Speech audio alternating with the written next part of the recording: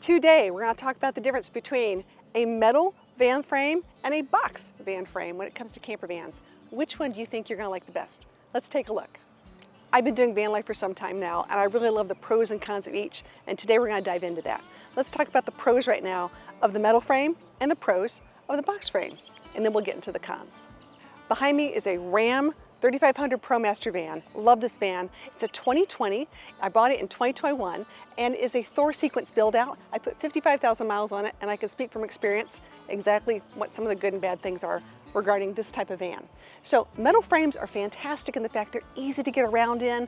They look like a van. You can park many places that you may not be able to park a typical box build out van. You can go places that will allow you to be more stealthy, parking downtown in places, parking lots, apartment complexes, things like that. When they look at the box, it gets a little different. So a pro of this is just what it is. The metal shell, easy to maintain, easy to take care of. Okay, the other pro of this is it is a very small space, which means you can only bring what you need. So let's take a look at the interior and we'll talk about that. I love having a really big door to open up and slide. You have all of this amazing real estate when you open the door to see outside. So if you're at a beach, if you're out in the mountains, wherever you want to be, you've got all this space to open up, and I love that because the outside becomes part of your inside. One of the beauties of van life. Okay, inside of this van, a very simple design. Seats turn around, as do both. Has a little table, very handy. Has a microwave and a smaller, this is important, a smaller refrigerator and freezer. Very, very tiny. So that is one of those things you have to think about when you start doing van life. How big do you need when it comes to appliances? So this does have a propane cooktop stove, very handy, but it is on the counter as well. So you have to think about exactly what do you need, how are you going to travel, and what's most important to you. Many camper vans do not come with a spare tire, and you know what, you're going to need one. These are things I added on after I bought it. I needed a little more storage for all my garage items. I needed a spare tire. So think about that. That's one of the things with a metal frame camper van that's built out. You might get a spare tire with it, so think about that. Here we have the back bathroom. This particular vehicle has a black tank. Now there are differences between the black tank and cassette toilet.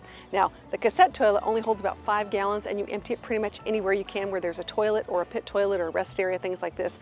With a black tank you have to have a place to go and dispose of it as sewer dump. A little different. Sometimes it's not as easy to find depending on how you're traveling. I would like to give a shout out to my friends at Matt's RV Reviews. They have a great product called Liquefied. I've used it in this black tank for pretty much as long as I've had it. Love this product, guys. Take a look at it. They have a gray tank and a black tank product. It's a natural enzyme that actually makes sure everything gets coated and excretes out of the van. That's exactly what you want. You don't want any smells or things to stay inside. Love this product. Check it out. I'll leave a link in the description below.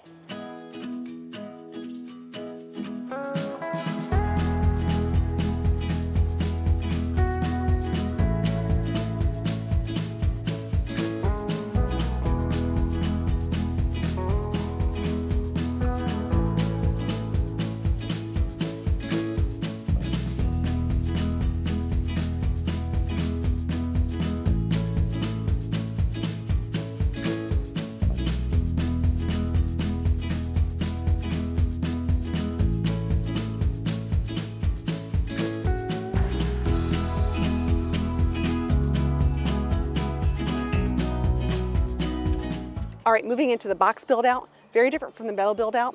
Let's talk about this. A lot more space, a lot more room for builders to build things because of the square corners. It's easier to put up cabinetry, beds, things like that. Also allows for a lot more insulation. So on these type of rigs, when you have a build out, you have the van chassis, of course, then you have the box build out in the back, you're able to think of more 4 seasons. So if you're a person who likes to travel all year round, likes to go snowboarding, and go places in the summer to the beach, it's going to keep it cooler in the summer and warmer in the winter. Something to think about. If you're looking to purchase your first camper van and price and budget are a real big issue, you might want to consider a metal frame versus a box frame. Box frames tend to be a little more on the pricey side. As far as driving difference between the two, I find them both to handle really well. However, the taller box frame, things when it comes to crosswinds and other issues can be a bit of a problem. This is 11 feet 6 inches tall and the metal frame is only 9 feet 6 inches tall. Let's take a look inside the box frame and I'll show you what I'm talking about and the ease of design when it comes to having 4 square walls. The first thing you're going to notice when we go into a box frame is they normally have a much bigger fridge and freezer. That tends to be a really big issue for a lot of people who are going to be out on the road for a long time. They like to have that. The next thing you'll notice is there's typically more seating. Not just one area, but sometimes two areas. Always nice and lots more table space. So if you're a person who likes to play games, make big dinners, and you need to be inside on rain days, pretty handy. You'll notice it's much easier with the cabinets, and they're very square, so it gives you lots of room for storage. And as I mentioned before, when you're trying to develop and build out a van, when you have square walls, it is so much easier. Look at all this floor space. It's pretty amazing. And you have lots and lots of room, and you typically have bigger beds. So back here, we have two twins that can be combined into a king and more cabinets. Lots and lots of room. So, box vans definitely have some advantages. Metal vans have some advantages too, but for ease of build out, I'm going to go with a box frame every time.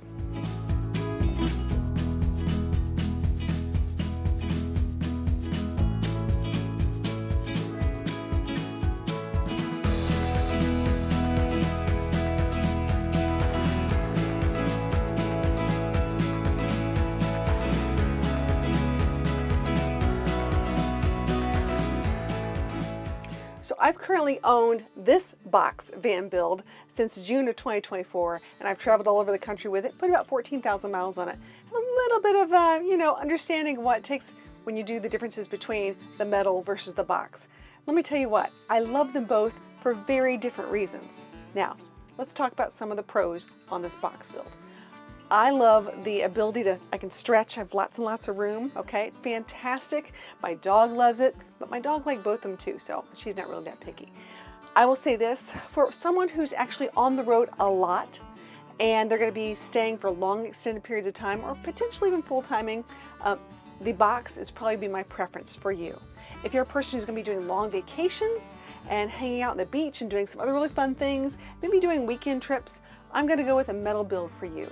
If that's what you're thinking about. It's gonna save you a lot of money in the long run, and it's really easy and convenient. So, van life is not about what you drive, it's about how you travel. That's really important. So for people who say, oh, that's a C+, or oh, that's not a B, let's get away from that whole vanist kind of ideology, because the bottom line is we all travel the exact same way. Van life is about traveling as we go and experiencing all the amazing things we see along the road, because we're agile, because we're able to go, we're nimble, we can go and do things because of the size of the vehicle in which we take.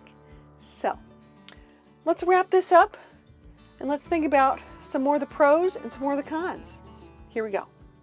Okay, some of the big pros, of course, for the box build, there's no interior wheel wells like you do have on the metal build. There's lots more customization options because you have a box that's much easier to do, and insulation. Insulation is really key. So if you're like me and you like to travel 4 seasons, this is the one you want to look into. All right, let's talk about some of the cons. Now, it's big. It's going to cost a little more money. It's going to cost more in fuel. And because of the build, you potentially could have more leaks. You never know, because there's lots more areas to stress, something to think about. It can also sometimes be harder to get fuel service on, or any kind of maintenance that you need to do when you need to take it in for oil changes and things like that, because it is a bigger vehicle. A lot of times they say you need to find a truck shop for that. So that could cause a little more hassle on the maintenance part. So thinking back to the metal, we're going back with, ease, easier to service when it comes to like getting mechanical things done because of the size of it. It does have limitations though, and let's talk about that, because the limitations are the size. Let's be honest, it is smaller.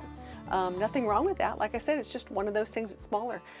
Limited on insulation. A lot of times they aren't very insulated, so it will never really be a true 4-season kind of vehicle when you're going out camping. So make sure you bring lots of layers if you're going to be out there in the cold weather.